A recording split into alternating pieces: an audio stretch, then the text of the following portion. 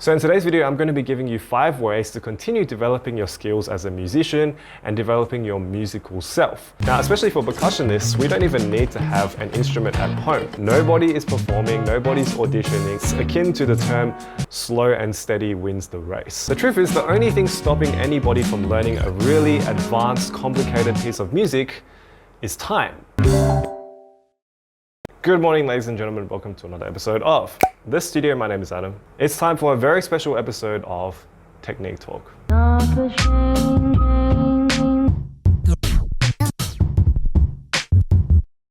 Thank you so much to my studio VIPs, Robert Utomo, Will Flynner, Ryan Carlisle, Sang Jun Han, Greg Harris, Doms Dominic Chung, DMP Newberger, Marimba Maurice, and Scott Rader. Thank you so much for your continued support. And today's featured studio artist is Jeff Grafton. Thank you so much for your continued support. And if you'd like to become a studio VIP or a studio artist, you can go to patreon.com/AdamTan, or you can click over here. Welcome back to the show once again. I hope you've been well. And yes, I hope you're staying safe during this period. It's obviously a very difficult time for all of us around the world. I haven't really been doing much either. I've just been staying in my studio, which only ever has me in it. So of course, do your best to avoid any sort of gatherings where possible. Today's video is about what you can do to stay productive musically in this time. Now, obviously, I've already suggested things like online lessons and online masterclasses and online everything basically, so that you can stay afloat. It's kind of an awkward situation for people like us musicians, because normally we always work towards things like performances, to auditions, towards recitals, towards assessments at school, college, university, etc. And all of these things have been cancelled and we're kind of in this dead space. But at the same time, all of us still want to continue growing our musical selves, presenting our musical selves, and we just need to find new ways to do it. So in today's video, I'm going to be giving you 5 ways to continue developing your skills as a musician and developing your musical self in a time where all of us are in isolation and we don't have access to all of the resources and tools that we would normally have. Now, these tips are not just for percussionists, they're also for any instrumentalist, any vocalist, any musician, anybody who wants to do something musical during this period of time. So if you know anybody who's in that situation, please feel free to share today's video to them. Okay, tip number 1. Practice your technique. Technique. This is something that a lot of people start to neglect when they get to more advanced levels of music education or even professional life, because you find that you have less time to sit down and work solely on exercises. When you first started learning your instrument or musical skill, the first thing you had to do was probably exercises. Things like scales, things like technique exercises, things like rudiments. And as you continue to progress through your musical career, you'll notice that the time you spend doing these exercises becomes less and less and less. Now, especially for percussionists, we don't even need to have an instrument at home to practice technique. You literally just need sticks at the very least. And if you don't have a practice pad, you can practice on the floor. There are ways to practice technique without any sticks even. You can literally just wave your hands around like this. But these are all the things that we didn't have time to do when we had all of those concerts and all of those things planned. So now is the best time to put aside time each day to do these technical exercises. Developing your technique is more of a mindless thing. It's not so much about being musical, it's about being physically able to play more things, which in turn will turn you into a stronger musician. I've also got some exercise PDFs available at adamtanpercussion.com/download. They're completely free, you can download them anytime. And of course, I've also got other Technique Talk videos on my channel, which go through all of these exercises in detail. So make sure you go check those out. Tip number 2. Sight read easier music. Sight reading has a lot of useful benefits for everyday musicians. Like when you're in a rehearsal and you're reading through a piece for the first time, sight reading can literally save your life. Or if you're learning a new piece, you'll be able to read the notes and understand why patterns are written a certain way a lot faster. But if you're gonna sit down or stand up and do some sight reading, I would not recommend using exercises to sight read. Why?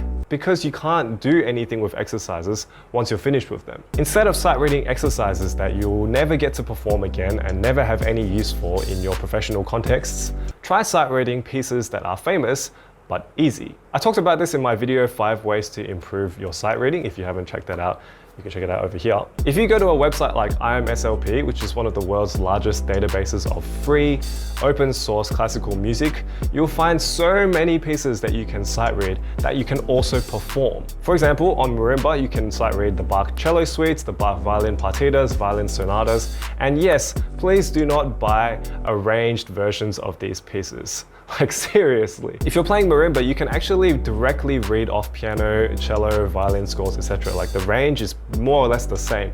You don't need to buy any of those famous marimbists rearranged, retranscribed versions for marimba because they're literally going to be exactly the same. So if you want to start with some easier ones, start with the Bach violin sonatas and partitas because they're usually single line, or the cello suites, they're all single line. If you want to try something more complicated, you can try the lute suites, which are usually 2 lines at once. And even outside of marimba, if you're an orchestral player, there's a whole bunch of orchestral parts that are available for free on IMSLP, which are the same as the excerpts that you use to audition. So the best thing about doing this, sight reading easy pieces, is that all the music that you sight read during this time can later be used for performances. Like if you decide, oh, this Bach cello suite is actually quite fun, you can actually go ahead and learn the whole thing pretty easily, and then you have something to present for public performance.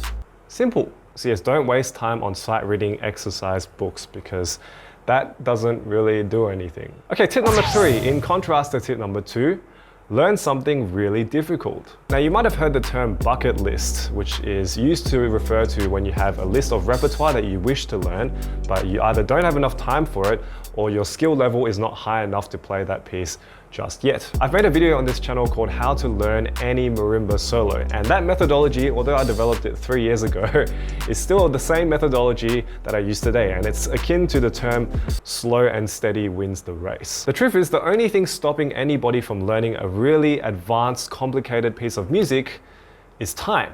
As I said in that video, you can learn pretty much any piece you want if you take it into small digestible chunks, whether that's 1 page, 1 line, or even 1 bar a day. As long as it's manageable and you just keep working at it until you become really, really good at that one little chunk. And so yes, just like all the previous tips, we don't have any of these commitments anymore that we need to fit in, and as a result have less time to work on these more challenging projects. So I'd love to know, first of all, what is on your bucket list? Let me know down in the comments below. What are the pieces that you'd like to learn but you haven't had the time to get to, or you think they're too difficult for your current skill level? I'm currently trying to learn Rhapsody in Blue, Pius Cheng's arrangement of Rhapsody in Blue for 2 players.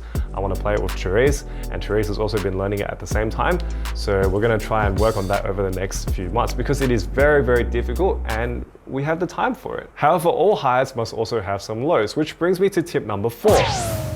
Exercise and sleep. The musician life is a bit unusual in terms of hours. It never really has any preset times. For example, if you're doing rehearsals, you might need to set up very early in the morning. If you're doing a concert, you might need to bump in very early in the morning and bump out very late at night, and you might only get maybe 3 to 4 hours of sleep. And I feel like it's because musicians are not subject to an objective criteria, if that makes sense. Like, we are all judged on artistic principles and personal preferences. There's no, oh, if you do this, this, and this, you will pass. It's more like, if you practice this much, if you prepare this much, you may pass. And that leads to this almost unhealthy lifestyle of very short sleeping, very little exercise, especially amongst classical musicians who tend to spend a lot of time seated or just in one position throughout the whole day. It's not very healthy, and usually the biggest excuse is because, oh, we don't have time.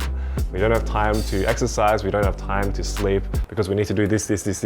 So now let it be known that everybody is stuck in this position. Nobody is performing, nobody's auditioning, nobody is going to be doing anything anytime soon. So it's the perfect time to get more sleep. This comes from me caring about you guys also from a personal level. Try and get more sleep throughout this period. Try and exercise more if you don't already. I know that we can't necessarily go to gyms anymore and we can't necessarily run outside as much, but you can always do exercises in the comfort of your own home. There's heaps of videos on how to do that. And of course, the added benefit of doing all of these healthier things is that we will be less likely to get sick, which means we can hopefully stay on top of this situation. Which leads me to the final tip for the day, tip number 5, which is host an online concert. So like I was saying at the beginning of this video, all the previous tips I've mentioned are useless if we have no incentive, if we have no performance opportunity, if we have no one to show these things. There's not really that much incentive to work hard. So I'd encourage you to go to your calendar and look for a day and time for an online performance for yourself to showcase all of the things that you've been working on during this period. It doesn't even have to be a fancy performance. You don't need to have a fancy live stream platform. It can be literally just a recorded video of yourself performing a few pieces that you like. And then you can post it onto YouTube or some sort of platform where everybody can watch it. And I think this will be good not just for yourself to have an incentive to perform, but also for all the people watching. Because right now there's a lot of sadness around the world, and if we're able to continue presenting music and presenting more positive things in this really difficult time, I think a lot of people will appreciate it very much. We've already seen all the major orchestras around the world, like the Berlin Phil and the Met Opera, present free live stream performances to their audiences so that everyone can continue enjoying music. And I think we should be part of that too. So if you enjoyed today's video, please give me a thumbs up and please leave down in the comments below whether or not you're going to do any of these things. If you're going to present an online performance, what would the program be? I would love to hear from you. And I would love to showcase some of these online performances on Let's Watch as well. So if you have any online performance that you would like to share with me, you can submit it at adamchanpercussion.com/submit. Finally, I'm continuing to make videos as per normal on this channel, so if you haven't already, please hit that red subscribe button below to keep up with my uploads and hit that notification bell to be the first person to know whenever I upload a new episode every single week. Okay, so once again, be careful, stay safe out there, and thank you so much for watching today's video. I'll see you guys next week for another episode of The Studio. Good night. I know your body, I know your heart. Your eyes told me from the start, but then you fall